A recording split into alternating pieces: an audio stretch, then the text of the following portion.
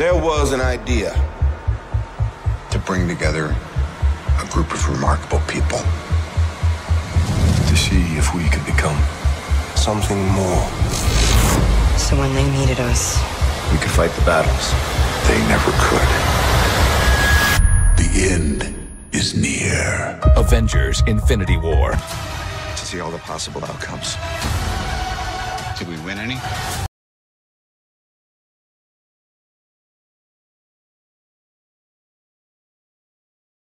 What is good, YouTube? Warstu here. If you're into Marvel Cinematic Universe, Marvel Avengers Infinity War and Marvel related videos, this is the channel for you, so maybe think about subscribing. So Marvel's currently in their press tour, left, right and centre. They're dropping TV spots that are borderline trailerish. Comes out in less than 2 weeks, comes out on the 26th in England and 27th worldwide.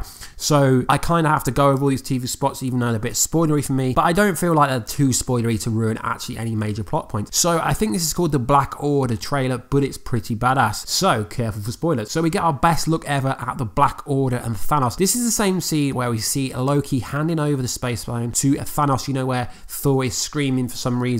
We don't know what it could be. Most people think it's for Loki, but we haven't seen Heimdall, we haven't seen Valkyrie, we haven't seen Korg. It just could be for the other Asgardians, as we see a lot of the Asgardians dead on the floor. Now I can't really honestly see, like I keep saying, I can't see him killing Loki off because he's too big of a character. So within this footage we see Thanos activating the Power Stone for the first time, hence why you get all the purple surge of energy around him that we see for the first time, which is pretty cool. And we also see the Space Stone inside the Infinity Gauntlet. But what is interesting is Ebony Maw seems to be backing off in this footage. It's very strange. I don't really know why. Let me know, guys, in the comment box down below. Why is Ebony Maw backing off? So we see Shuri with the Mind Gem, and it's clear to me it's the first time she's seen an Infinity Gem or an Infinity Stone. So that kind of squashes the Soul Stone in Wakanda theory, but that's already been squashed, seeing as they've released a TV spot with Thanos coming to Wakanda with the Space Stone already. We'll get a pretty cool look at Proxima Midnight, because beforehand we've not really had any good footage of her that you could really take screenshots that were good. So this will be the scene where they're in Edinburgh, Scotland, where Vision and obviously Scarlet Witch are at. We see them in some romantic kind of scenes, but that's the only reason that they're coming for that Mind Stone, Mind Gem. Iron Man holds Star-Lord back. Now I'm presuming either someone dies or something happens here to really annoy Star-Lord, which is going to be quite interesting. I mean, is Gamora going to be taken by Thanos? Obviously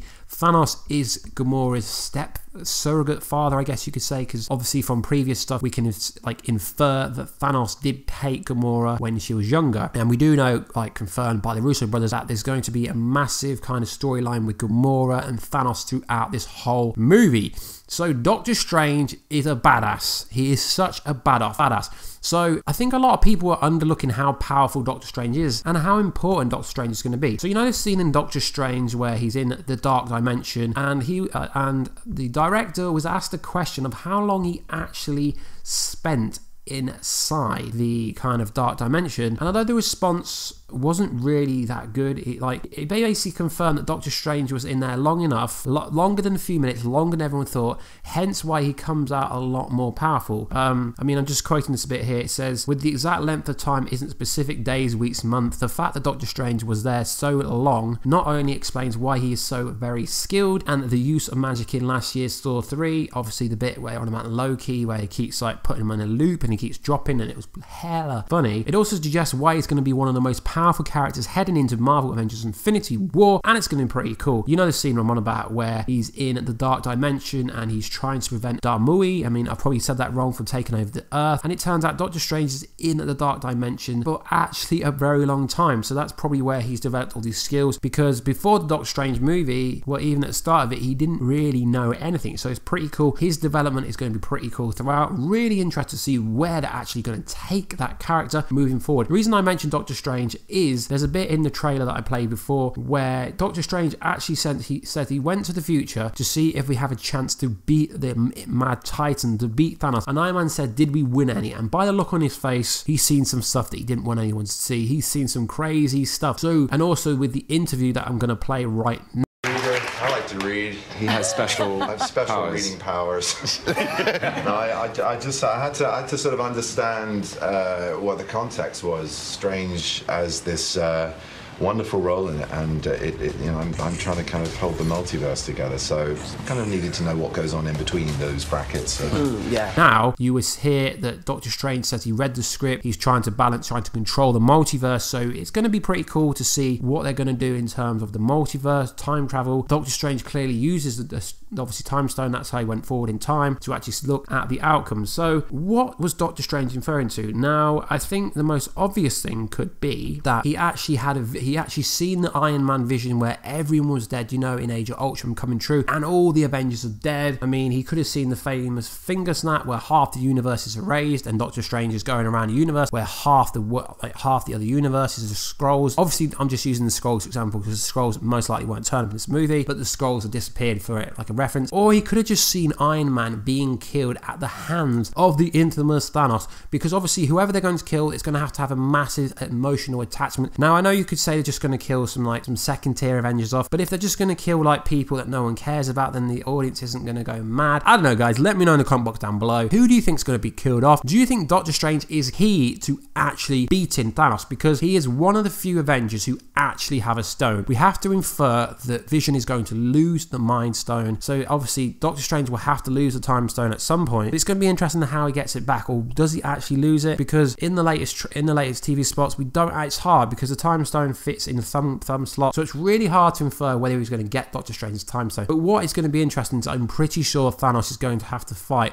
Doctor Strange at some point. So guys, let me know what you think about this video. Really loving it. Can't wait to go watch the movie. It's going to be so cool. But guys, before I go, I just want to give a massive shout out, not that this person needs a shout out, to Webheads. He's a YouTuber that's growing insane at the moment, got such a cool channel, really interesting dude with some really interesting Marvel, Avengers, Infinity War videos. So I'm going to leave his link in the description down below, Webheads. Now, if you do go over to channel, say that Warstu came over and said you're an awesome dude with an awesome channel, that would be cool. I don't normally do shout outs on this channel unless I actually think people deserve it, but he's got some really interesting videos over there, so check him out. I mean, it's cool. There are some pretty cool YouTubers in the Marvel world who do put some good stuff out, so it's all about community, trying to grow a community together with other YouTubers and talk about stuff. So hopefully I can get some collaborations going on soon with some other YouTubers before Marvel Avengers Infinity War drops, so we can get some discussions going on. Maybe if at some point, I've been talking to Webheads, maybe at some point we could get a live stream going on about who's really going to die before the movie drops. But I don't know, guys, let me know. If you want that to happen, go over to Webheads channel and comment live stream with Warstu. It'll be epic. It would be pretty cool, guys. Anyway, please like, subscribe, and comment, guys. Hit the bell button down below to join Team Warstu, as YouTube still has a notification problem with small channels. Obviously, it does affect small channels more than it affects larger channels. Anyway, guys, have a nice day. I've been Warstu. This is the Marvel Avengers Infinity War video, and I will catch you in another video, guys, very soon. Catch you later.